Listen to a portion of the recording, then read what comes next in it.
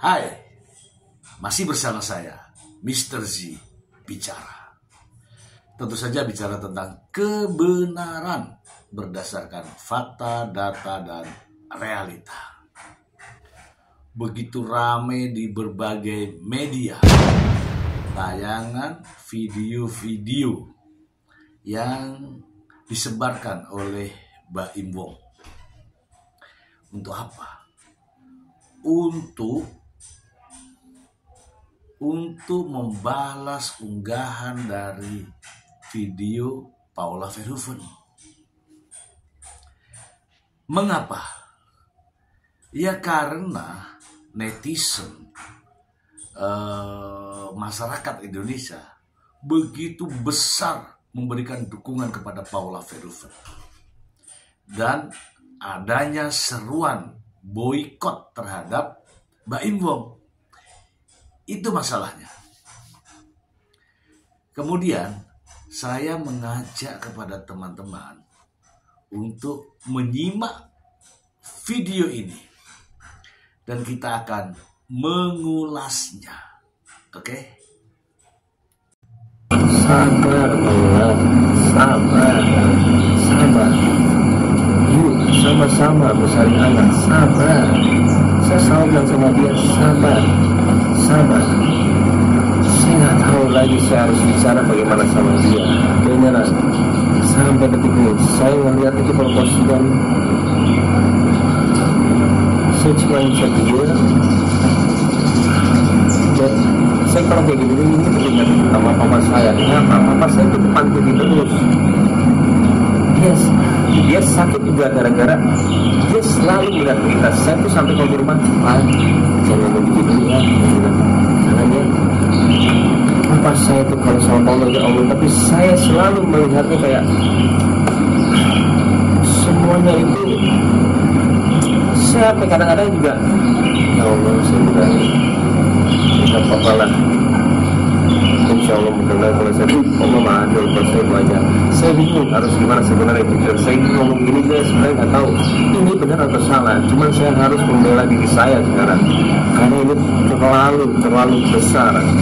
Dan kadang-kadang teman saya pun juga percaya lagi. Tapi yang nggak percaya terima kasih karena dia langsung telepon saya. Nggak mungkin saya punya sifat untuk bisa anak benci sama ibunya. Mana mungkin? Saya nggak dilahirkan itu sama orang tua saya. Gimana sih? Bingung saya. Keluarga saya semuanya harmonis. Oke ya teman-teman sudah menyimak Baim Wong sedang curhat ya, apapun itu curhat dan ungkapan hati. Tapi teman-teman harus tahu siapa dia, siapa Baim Wong.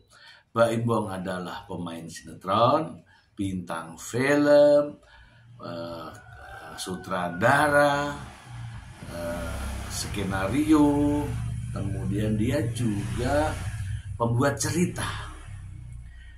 Oke, dari sini Anda sudah paham ya, Sehingga apapun ceritanya kita bisa mengambil intinya. Kira-kira ini, apakah Baim Wong tiba-tiba akan menyerahkan hak asuh anak ini kepada Paula Verhoeven dengan legowo? Tentu saja tidak, karena ini memang skenario atau rencana sudah dibicarakan di awal. Ingat ya teman-teman ya, di awal ketika konferensi pers sudah disampaikan bahwa oleh pengacara nih, Baim Wong telah melakukan gugatan cerai dengan alasan adanya perselingkuhan dan menuntut hak asuh anak. Tidak menuntut harta gono gini.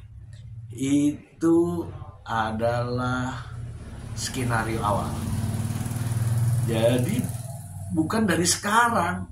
Jadi skenarionya sudah ada, yaitu skenario gugatan cerai dengan alasan perselingkuhan, kemudian menuntut hak asuh anak.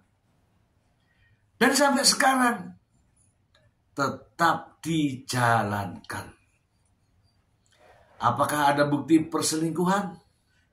Kalau saya mengatakan tidak ada, karena tidak dicantumkan kapan, di mana, waktunya, tanggal berapa, jam berapa, barang buktinya apa, tidak dijelaskan. Yang justru dipermainkan kalimat-kalimatnya adalah adanya trauma anak. Ada yang mengatakan bahwa ini sudah cukup bukti. Yang mengatakan adalah pengacaranya sendiri. Pengacara Baim Wong yang membenarkan dalilnya sendiri. Membenarkan dalilnya sendiri. Mari kita simak bersama. Di dalam perkara ini, Baim Wong itu mendalilkan adanya sebuah perselingkuhan, adanya seorang wanita yang berduaan dengan seorang laki-laki yang bukan muhrimnya di suatu tempat, dan itu tidak dibantah. Artinya secara diam-diam persoalan tersebut dibenarkan, karena sampai di hari ini tidak ada satupun saksi yang membantah persoalan tersebut, dan orang yang disebut-sebut tidak pernah dihadirkan di dalam persidangan ini untuk menyatakan bahwa tidak pernah ada persoalan perselingkuhan di antara mereka berdua. Itu adalah fakta persidangan yang hari ini adalah sidang yang terakhir. Ya, tidak ada saksi tentang adanya dalil perselingkuhan, adanya dalil seorang wanita berduaan dengan laki-laki yang bukan muhrimnya di suatu tempat. Nah teman-teman, pernyataan ini konsisten teman-teman dari awal hingga kini. Ya, dari awal hingga kini adanya seseorang yang bukan muhrim, melanggar syariat Islam, hukum Islam, itu terus dikumandangkan. Sementara fakta real terkait dengan perselingkuhan tidak juga diungkapkan. Teman-teman harus tahu ya, yang namanya perselingkuhan itu adalah hubungan persetubuhan antara laki-laki dan wanita yang bukan pasangan yang sah. Itu yang harus dibuktikan. Bukan masalah keluar rumah, masalah duduk di mana, ada di mana, belanja, keluar rumah. Dipermasalahkan tidak itu. Perselingkuhan. Maknanya adalah nih perselingkuhan. Itu. Dan tidak bisa dibuktikan. Ya memang tidak ada buktinya. Tapi kan sang pengacara mengatakan, kalau diam artinya membenarkan secara diam-diam. Bukan membenarkan secara diam-diam. Silahkan dalil itu dibuktikan. Apapun caranya silahkan dibuktikan. Bukan orang lain yang harus membuktikan. Oke? Mari kita simak lagi berikut. Dari Baim sendiri itu sudah memberikan effort lebih gitu untuk memberikan pengertian kepada anak-anak. Videonya nanti saya setiap videonya saya nganterin anak saya ke rumah Paula karena anak saya nggak mau ketemu. Saya paksa gitu, ayo nggak boleh gitu sama mama, ayo ketemu. Baru nyampe sudah nangis, dan di situ dramanya sudah pasti ada terus. Paula ampun saya kadang-kadang suka bingung. Paula, kalau aku nggak peduli ngapain sekarang aku anterin anak ke rumah sih? Aku kadang-kadang suka bingung, kadang-kadang ini ngapain di sini? Lu berkali-kali Paula nganterin anak ini untuk supaya sama lu. Sampai sekarang kayak bingung. Maksudnya semua diputar balikan, serasa saya kayak paling jahat. Dan di pengadilan saya juga bilang, saya sekarang mikir gimana caranya anak itu sama ibunya. Dan pas waktu forensik anak juga, saya pengaduannya ke mereka, tolong deketin anak sama ibunya lagi. Dia pun kaget, bukannya saya itu seperti mau tolong jadi bantuin gua untuk itu. Enggak, tolong dong. Ada video, ya kan? Ada rekaman, bukti. Untuk apa? Video-video ini dibuat sengaja untuk memuluskan skenario. Skenario ini direncanakan sejak dari awal. Artinya, ya mungkin Anda yang tidak paham nih, Oh ini, ternyata. Nggak begitu, teman-teman. Jadi kita harus berpikiran bahwa rencana awalnya adalah gugatan cerai, selingkuh, hak asuh anak. Tidak pernah berubah. Dan si dia nih harus mencari pendukung-pendukungnya. Ya jelaslah, karena kalau tidak ada pendukungnya, tuduhan itu sia-sia. Namun kita tidak boleh bodoh. Karena rencananya kita sudah tahu dari awal, maka adegan-adegan berikutnya adalah sesuai dengan arahan sang sutradara. Paham ya teman-teman sampai di sini? Mari kita simak lagi. Anaknya yang tidak mau anak ini selalu dijadikan sebagai objek dalam persoalan ini, seakan-akan sebuah benda mati. Anak itu juga punya, dia bisa ngomong, bisa menyatakan jahat mamanya dan sebagainya. Di dalam persoalan-persoalan hak asuh anak, hadana, itu hampir sama dengan persoalan adopsi. Syarat yang terpenting adalah seseorang itu sehat jasmani dan rohani. Ingat, hadona itu hampir sama dengan adopsi. Perbedaannya kalau hadona itu kepada keluarganya, ayah atau ibunya, sedangkan adopsi bisa kepada orang lain. Syaratnya sama, adalah sehat jasmani dan rohani. Apabila salah satu tidak sehat, atau jasmaninya atau rohaninya, dia tidak punya hak untuk mendapatkan hak asuh terhadap anak. Saya mencoba melihat satu video ya. Ini video sengaja dibuat. Apa untuk tujuannya saya tidak tahu. Yang jelas ini sengaja dibuat dengan memanfaatkan situasi. Oke. Kalau situasi damai beda lagi. Ini memanfaatkan situasi. Oke, kita lihat yang satunya. Enggak, bukan kayak gitu. Sama papa kok, jangan takut. Sama papa. Sama papa sayang. Mama tuh kangen, nggak boleh gitu. Sama papa, beneran sama papa. Terus, sini. Gendong papa sini, gendong. Gendong papa sayang, yuk. Kenapa sih, Kak? Ya udah, adek aja ya. Adek aja. Iya bentar. Dek. Hai, Dek. Dek.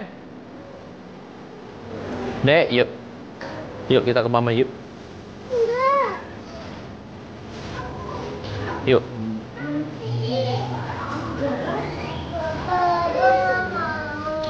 Udah berapa hari ini belum ketemu. Kasih bilang mama benar, takutnya papa dikira ngambil anak sayang.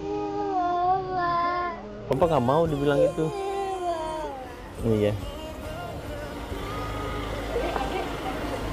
Tuh, mau jemput? Susternya Sus. Lagi mau setan lagi tuh jaga. Kok setan?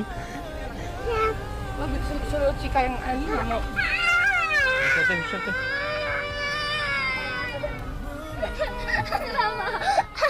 Kok gitu sih kamu? Aku nggak mau Cika.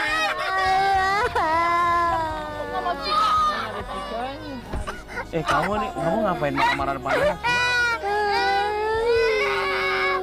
Kamu ngapain marah-marah? Tuh lihat tuh. Trauma semuanya. Kamu kok jadi gitu sih sama anak? Kamu kok kayak sama anak kayak begini sih?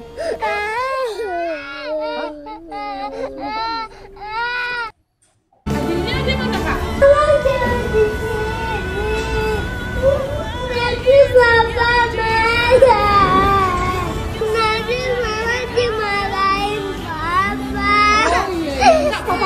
baik, adek. Papa nggak marahin mama kok, sayang.